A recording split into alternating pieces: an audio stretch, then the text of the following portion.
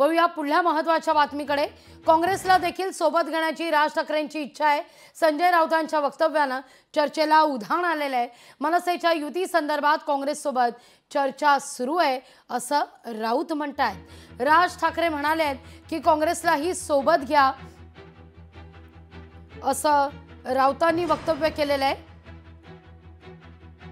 राज ठाकरेंची ही भूमिका। मात्र राज ठाकरे महाविकास आघाडीत जाणार का अशी चर्चा आता या निमित्तानं होऊ घातलेली आहे।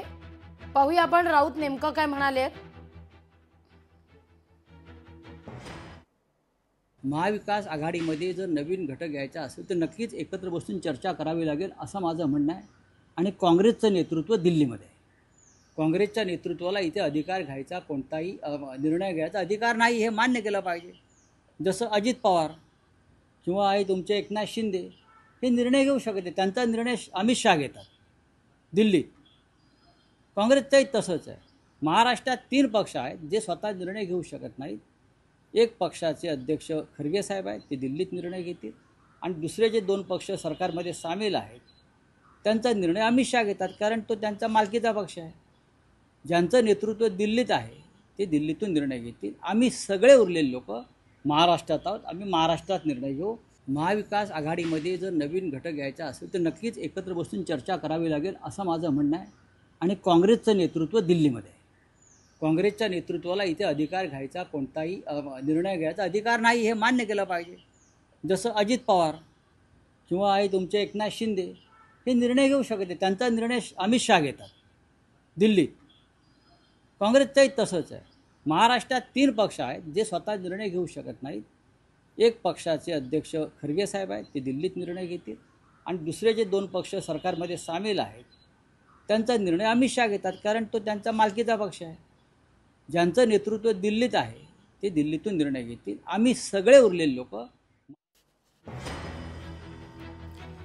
या सगळ्या विषयी बोलण्याकरता किशोरी पेडणेकर आपल्या सोबत जोडल्या गेलेल्या आहेत। ताई नमस्कार, स्वागत आहे तुमचं लोकशाही मराठीमध्ये। मनसेच्या युती संदर्भात काँग्रेस सोबत चर्चा सुरू आहे असं राऊत म्हणतात। नाही, मुळामध्ये ज्याप्रमाणे ह्या महाराष्ट्रामध्ये हमकरचे कायदा असं जे काही सरकार चालू आहे आणि त्या सरकारला जर आळा घालायचा असेल तर सर्वांनी एकत्र येणं फार गरजेचं आहे। कारण आता मराठी शाळा बंद करत चाललेत, तुमच्या शाळेंचं जे पुनर्वसन होतं नवीन तेही बंद करतायत। म्हणजे सगळीकडे सगळ्या गोष्टीमध्ये काही नागरिक सुखी नाहीये। अशा वेळेला जर आता सर्वांनी एकत्र येऊन महाराष्ट्राला, मुंबईला मराठी माणसाला वाचवण्याचा प्रयत्न केला, किंवा जे महाराष्ट्रात जातात जेवढे महाराष्ट्रीयन आहेत, काल परवा आपण कबुतरांवरनं श्रद्धांजली घालणारे पाहिले लोक, अगदी काय म्हणावं, इथे शेतकरी मेलाय, शेतकऱ्याच्या घरातला चमचा काय मुलं बाळा वाहून गेली आहेत, त्याचं दुःख कुठेच दिसत नाही ना। हे किती घाणेरडं राजकारण चाललंय महाराष्ट्रात। किशोरीताई, हे एकत्र येणं फार गरजेचं आहे। अगदी फार महत्त्वाचं म्हणताय तुम्ही किशोरीताई की एकत्र येणं फार महत्त्वाचं आहे, गरजेचं आहे आताची परिस्थिती पाहता। पण जेव्हा जेव्हा 3 पक्ष एकत्र आलेले आहेत, मग याचाच मुद्दा उपस्थित करते। यामध्ये एकदा राऊत सुद्धा म्हणालेले होते 3 पक्षांचा संसार आहे, भांडाला भांडा लागतंच, वाद होतात संसार हाकत असताना। अशा वेळी जेव्हा एक नवा बिडू तुमच्यात सामील होईल तेव्हा नाही का वाटत की जसं विधानसभेत लोकसभेत काँग्रेस बरोबर जागेवरून काही खटके उडालेले त्याची परिणामकारकता किंवा त्याचं काहीसं प्रमाण वाढेल स्थानिक स्वराज्य संस्थांच्या निवडणुकीत जर मनसे सामील झाला तर? ऐका, आता भांड्याला भांडं नाही, भांडे आढळतायत आणि ती लोकांवर आढळतायत, त्यामुळे एकत्र येणं गरजेचं आहे। अगदी, त्यामुळे एकत्र येणं गरजेचं आहे असं म्हणतायत किशोरीताई। धन्यवाद आमच्याशी संवाद साधलात त्याबद्दल। संजय राऊतांच्या वक्तव्यानं चर्चेला उधाण आलेलं आहे। राज ठाकरेंची भूमिका ही योग्य आहे। राज ठाकरे या सगळ्या संदर्भात सकारात्मक असल्याचं राऊत यांनी सकाळच्या पत्रकार परिषदेत स्पष्ट केलं आहे। या सगळ्यावर उदय सामंत यांनी काय भाष्य केलंय पाहूया।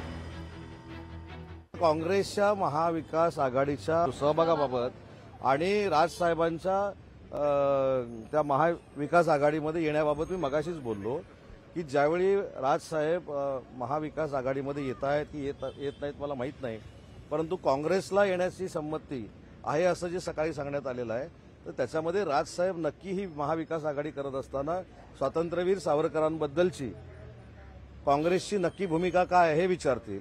कर्नाटकमध्ये काँग्रेसचं सरकार आहे, जे मराठी माणसाला त्रास देत आहे, छत्रपती शिवाजी महाराजांचे पुतळे हटवत आहेत, या सरकारला जाब विचारतील ते काँग्रेसच आहे आणि त्याच्यानंतर ह्या घटना घडतील असं मला राजकीय वाटतं. लोकशाही मराठी ऐका, पहा, जागरूक रहा.